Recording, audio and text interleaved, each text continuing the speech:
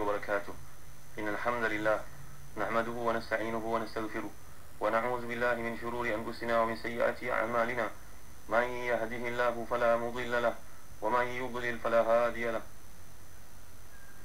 وأشهد أن لا إله إلا الله وحده لا شريك له وأشهد أن محمدا عبده ورسوله. يا أيها الذين آمنوا اتقوا الله حق تقاته ولا تموتن إلا وأنتم مسلمون. يا أيها الناس اتقوا ربكم الذي خلقكم من نفس واحدة وخلق منها زوجها وبث منهما رجالا كثيرا ونساء واتقوا الله الذي تساءلون به والأرحام إن الله كان عليكم رقيبا. يا أيها الذين آمنوا اتقوا الله وقولوا قولا سديدا يصلح لكم أعمالكم ويغفر لكم ذنوبكم ومن يطع الله ورسوله فقد فاز فوزا عظيما. أما بعد. Saudara Nabi Ustaz Hadi Syahudin, siapa pendengar yang rahmati dan dikasihi Allah sekalian, alhamdulillah, syukur kita kepada Allah Subhanahu wa taala. Kita sedang membincangkan ayat yang ke-39 dan ke-40 dari surah Taha, iaitu firman Allah Subhanahu wa taala, A'udzubillahi minasyaitonir rajim. Aniqzi fihi bitabuti faqzi fihi bil yammi falyulqihi al yammu bis sahili ya'khudhu aduwwun li wa aduwwun la wa alqaitu alayka mahabbatan minni wa litusna'a ala 'aini. إذ تمشي أختك فتقول هل أدلكم على من يكفله فرجعناك إلى أمك كي تقر عينها ولا تحزن وقتلت نفسا فنجيناك من الغم وفتناك فتونا. صدق الله العظيم. Iaitu letakkanlah dia Musa dalam peti, kemudian hanyutkanlah dia ke dalam sungai Nil. Maka biarkanlah sungai itu membawanya ke tepi, dia akan diambil oleh Fir'aun musuhku dan musuhnya. Aku telah melimpahkan kepadamu kasih sayang yang datang dariku, dan agar engkau diasuh di penguasaanku. Iaitu ketika saudara perempuanmu berjalan lalu dia berkata kepada keluarga Fir'aun, bolehkah saya tunjukkan kepada kamu semua seseorang yang akan meliharanya? Maka kami mengembalikanmu kepada ibumu agar senang hatinya, tidak bersedih hati. Dan kau pernah membunuh seseorang lalu kami selamatkan kau dari kesulitan yang besar, dan kami telah mencubamu dengan beberapa cubaan yang berat. Bapak dengan rahmati dan dikasihi Allah sekalian, ini kisah yang dikemukakan Allah Subhanahu wa taala. Sebenarnya banyak lagi ayat lain yang menceritakan tentang Nabi Musa. Contohnya kita boleh perhati dalam surah Al-Qasas ayat ke-10, wa asbaha fuadu ummi Musa farigha in kadat latubdi bihi laula rawatna ala qalbiha. Dan hati Musa menjadi kosong, sungguh hampir saja dia menyatakan rahsia tentang Musa seandainya tidak kami teguhkan hatinya. Tuan-tuan yang mulia Allah sekalian, perhatikan ini, ya'khudhu aduwwun li wa aduwwun la wa alqaitu 'alaika mahabbatan minni. Musuhmu aku jadikan menaruh kasih sayang kepadamu. Wa alqaitu 'alaika mahabbatan minni, aku telah melimpahkan kepadamu kasih sayang daripadaku. Salamah bin Kuhail berkata, maksudnya aku jadikan kamu ni dicintai oleh semua hamba-hambaku. Kadang kita fikir, tuan-tuan, kenapa lawan tak suka dengan kita? Menarik kan orang tanya isu, apa amalan boleh menjadikan orang kasih dan sayang kepada kita? Ada tak ilmu pengasih dalam Islam ni, tuan-tuan? Kalau kita perhatikan dalam kitab, contohnya hadis 40. Kalau tuan-tuan ada peluang, milikilah sebuah kitab hadis 40 bergambar, yang direka khas, dikumpulkan foto-fotonya untuk membantu memahami maksud hadis. Hadis 40 bergambar ni, tuan-tuan yang dimuliakan Allah sekalian, menunjukkan kepada kita macam mana kita nak faham bab zuhud sebagai contohnya. Rasulullah SAW telah pun pesan kepada kita, kalau kamu nak dicintai oleh Allah, zuhudlah di dunia. Kalau kamu nak dicintai manusia, maka zuhudlah bima fi aidin nas. Jangan banyak meminta kepada manusia. Itu antara kaifiat untuk dapat kasih sayang orang. Kalau banyak meminta ni, tuan-tuan, akan menyebabkan kita ni jadi rendah di sisi manusia. Sebab antara kitab tasawuf ringkas yang mudah untuk difahami oleh generasi muda-mudi ni, tuan-tuan, sebuah buku kecil tajuk Suburkanlah Bunga-Bunga Hati yang telah saya sebut pada kuliah yang lalu. Buku tajuk Suburkan Bunga-Bunga Hati Demi Mengecap Cinta Ilahi ini, karangan Muhammad Saleh Al-Munajjid, telah pun diterjemahkan dalam bahasa Melayu kita. Ini merupakan intisari Ihya Ulumuddin. Buku Suburkan Bunga-Bunga Hati Demi Mengecap Cinta Ilahi ini, tuan-tuan, mengajar kita bagaimana nak ada perasaan zuhud. Ini antara bab yang penting dalam penjagaan hati. Itu juga Imam An-Nawawi dalam kitab Riyadhus Salihin. Kalau tidak mampu memiliki Riyadhus Salihin besar, ringkas Riyadhus Salihin pun memadai tuan-tuan, yang mengajar kita bagaimana nak jadi orang yang saleh. Tuan-tuan, salah satu jalan untuk jadi orang saleh adalah zuhud, tuan-tuan. Jadi zuhud adalah salah satu cara yang boleh menyebabkan perhatian manusia, kasih sayang mereka tumpah kepada kita, tuan-tuan yang dimiliki Allah sekalian. Di samping itu, rajinlah kita ni qiyamul lail. Qiyamul lail juga seperti yang disebut Allah Subhanahu wa taala pada hujung surah Al-Fath. Simahum fi wujuhihim min athari sujud. Mereka yang diberi Allah Subhanahu wa taala wajah mereka ni wajah sujud, wajah rajin bangun qiyamul lail, merupakan salah satu sebab mengapa memberi sayang kepada kita, tuan-tuan, sebagai satu amalan menyebabkan Allah kasih kepada kita. Janganlah dipinta kepada manusia, tuan-tuan, bangunlah menghadap kepada Allah Subhanahu wa taala. Dia lebih mengetahui tentang masalah kita. Tak payahlah diceritakan kepada orang, tuan-tuan, masalah kita. Aib kita menceritakan tentang kekurangan suami ataupun kekurangan hidup kita tidak bersuami dalam Facebook. Lalu tuan-tuan yang berkata sekalian, kita menjebakkan diri kita melakukan maksiat secara tak sengaja. Lagi tuan-tuan yang berkata sekalian, untuk menyebabkan orang sayang kepada kita, cubalah amalkan doa yang Nabi SAW anjurkan kepada sahabat yang bernama Abu Hurairah, yang pernah mengadu kepada Nabi SAW bahawa beliau ni tak disenangi oleh orang lain. Doa ni, tuan-tuan yang berkata sekalian, Allahumma ahbib abdaka hadha ila qulubil mu'minin wa ahbib ilaihil mu'minin. Allahumma ahbib abdaka hadha ila qulubil mu'minin wa ahbib ilaihil mu'minin. Allahumma ahbib abdaka hadha ila qulubil mu'minin wa ahbib ilaihil mu'minin. Ya Allah, jadikanlah hamba-Mu ini dicintai oleh orang-orang beriman, dan jadikan dia turut menyintai mereka. Jadikanlah hamba-Mu ini dicintai oleh orang beriman yang lain, dan jadikanlah dia juga menyintai mereka. Maknanya kita sendiri pun cinta kepada orang beriman yang lain, kerana itu syarat untuk ke syurga Allah SWT. La tadkhuluna al-jannata hatta tu'minu wa la tu'minuna hatta tahabbu. Kamu tidak akan masuk syurga sampai kamu beriman. Kamu tidak akan beriman selagi kamu tidak cinta kepada orang beriman yang lain. Kalau kita ni perempuan, Allahumma ahbib amataka hadhihi ila qulubil mu'minin wa habib ilaihal mu'minin. Tukarkan abdak jadi amatak. Doa ni tuan-tuan boleh peroleh dalam buku doa yang saya kumpulkan bertajuk satu-satu doa daripada hadis-hadis sahih. Doa pengasih yang Islam benarkan, tuan-tuan. Lain daripada itu, kita bimbang ada unsur-unsur syirik kepada Allah SWT padanya,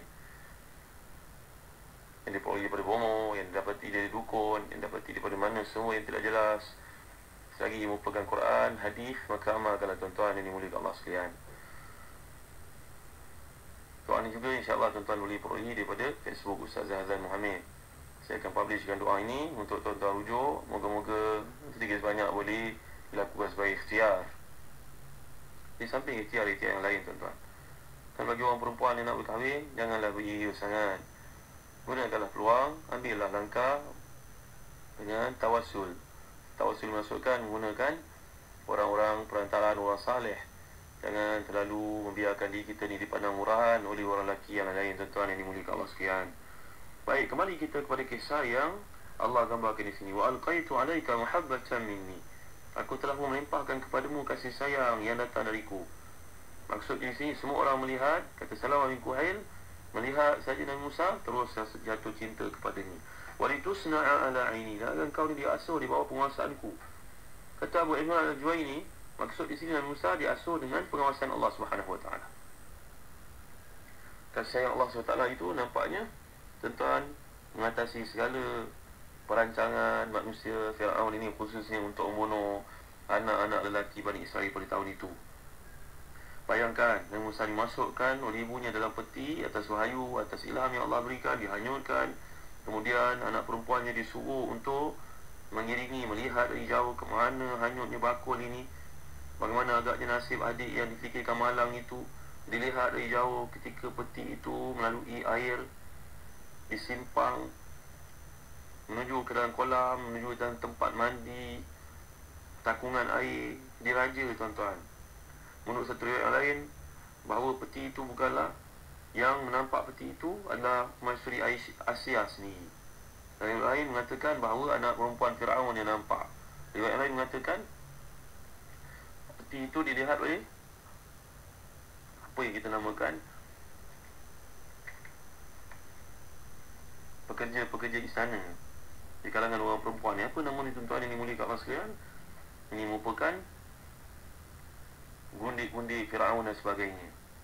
Dia melihat dalam riwayat yang banyak daripada Ka'abul Ahbar bahawa dayang-dayang, inang-inang pengasuh istana ni berkerumun melihat peti tersebut, dicuba untuk dibuka, tak boleh. Tapi akhirnya bila Asia mendekati, tangannya saja yang dapat membuka peti itu, dan dialah yang mula-mula melihat wajah anak yang sangat menarik yang sedang tidur itu, tuan-tuan. Cahaya memancar dari antara dua belah matanya. Dia sedang menghisap jarinya sendiri. Riwayat disebut dalam kitab kita tafsir. Tuan-tuan ini mulia kat Allah sekalian. Kalau kita perhatikan dalam surah Al-Qasas, nanti ada peluang, kesempatan dan umur kita membuka surah Al-Qasas. Dalam ayat yang ke-9 Allah gambarkan tentang perjalanan Musa ini. Wa qalat imra'atu fir'auna qurratu 'aynin li wa lak la taqtuluhu 'asa yanfa'ana wa natakhidahu walada wa hum la yash'urun. Lihat di sini. Wa asbaha fu'adu ummi Musa farigha in kadat latubdi bihi laula rabatna 'ala qalbiha litakuna minal mu'minin. Wa qala li ukhtihi qussi fabasrat bihi an junubin wa hum la yash'urun. Nanti kita terus ke surah Qasas. Ada setengah riwayat tuan-tuan yang dimuliakan Allah sekalian. Dalam ayat ini nampak, kata para ulama tafsir, Firaun dan isterinya Asia tahu secara otomatik ini merupakan anak Bani Israel yang sengaja dihanyutkan kerana telah keluar perintah dari istana. Sekiranya dah keluar dari istana untuk pembunuhan mana-mana lelaki yang lahir. Jadi bila diangkat saja anak ni, tuan-tuan, tersentaklah dia dari tidurnya. Riwayat mengumumkan seperti itu. Mungkin bila ia merasa risau dikerumuni oleh orang ramai di kalangan dayang-dayang, pekerja-pekerja istana, Firaun sendiri dan Asia. Satu riwayat daripada Abu Syekh disebut oleh Imam Asyuti dalam Ad-Durrul Mansur daripada Ibn Abbas, anak ini langsung diberi nama sebagai Musa. Musa dalam bahasa Kipti ini terdiri dari dua rangkap, iaitu Mu maknanya air, Sa kayu. Kerana Nabi Musa ni dijumpai dalam air, dapat perlindungan dalam kotak kayu, bakul kayu ni, atau apa juga bentuk yang dimaksudkan oleh Allah SWT. Nama itulah yang lekat sampai bila-bila, tuan-tuan ini mulia Allah sekalian. Dan kerana Allah SWT juga. Dalam orang berkumpul melihat anak kecil yang cantik ini, maka dia mula menangis, minta disusukan. Maka ada antara dayang itu yang cuba menyusukan, tapi anak itu tidak mahu menyusunya, dia tetap menangis. Ini dapat kita lihat dalam ayat ke-12. Wa arramna alaihi al-maradi'a min qablu faqalat hal adullukum ala ahli baiti yakfulunahu lakum wa hum lahu nasihun. Kami tidak benarkan dia minum susu daripada mana-mana orang yang cuba beri susu kepadanya. Kami cegah penyusuan itu dia berlaku. Lalu waktu itulah kakak yang tadi kejar dari tepi tebing sungai ini nampak anak itu menangis, adiknya menangis, dia pun datang. Dia memberikan tawaran, mau tak kalau saya tunjukkan seorang yang boleh memberikan susu? Tentulah anak ni senang. La ilaha illallah Muhammadur Rasulullah, tuan-tuan. Kata Imam Qurtubi, orang yang sedang kebingungan ni, seorang pas kepada yang lain, tak berjaya juga bagi kepada susu seorang perempuan lain, dadanya tidak juga anak ini mau minum. Akhirnya bila datang budak perempuan ni dalam kebingungan masing-masing mencari solusi itu, maka nampaknya kakak ni berjaya memberikan kepada mereka keyakinan ada orang yang akan dapat menyusukan baby ini. Dia pun dengan penuh yakin bawa dokong budak ni, kakak yang perempuan ni, tuan-tuan, anak perempuan ni Allahu'alam berapa umurnya kita tidak tahu, tak sebut dalam kitab tafsir. Maka dia sudah besar, orang kecil, tak pentinglah itu untuk kita tahu. Yang penting kakak ni punya pengorbanan. Secara riwayat seperti disebut oleh Syekh Abu Bakar Jazairi, nama kakak ni pun sama dengan nama ibu kepada Nabi Isa, iaitu Maryam binti Imran. Imran ni adalah bapa kepada Nabi Musa. Jadi kakak ni tampil untuk membantu. Boleh tak saya tunjuk pada seorang ibu yang juga mempunyai seorang anak lelaki dan susunya masih lagi diberikan kepada abangnya itu, kepada budak lelaki itu. Nama anak lakinya seorang tu Harun.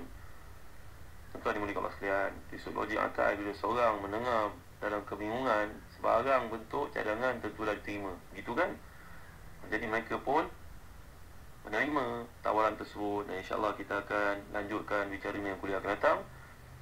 Walaupun perkara ini kebanyakannya diuraian lanjutkan oleh para ulama tafsir, mudah-mudahan membantu kita untuk memahami firman Allah SWT. Di sebaliknya ada ibrah yang kita nak belajar sama-sama. Moga Allah beri kefahaman kepada kita. Lihat banyaknya ujian oleh seorang yang nak jadi manusia hebat. Kalau kita diuji oleh Allah SWT, jangan minta agar ditiadakan ujian, tapi mintalah kekebalan iman untuk menghadapinya. InsyaAllah kita akan bincangkan perkara yang kuliah akan datang. Allahu a'lam. Wa sallallahu ala sayyidina Muhammad wa ala alihi wa sahbihi wa baraka wa sallam. Walhamdulillahi rabbil alamin. Wa barakallahu fikum. Wassalamualaikum warahmatullahi wabarakatuh.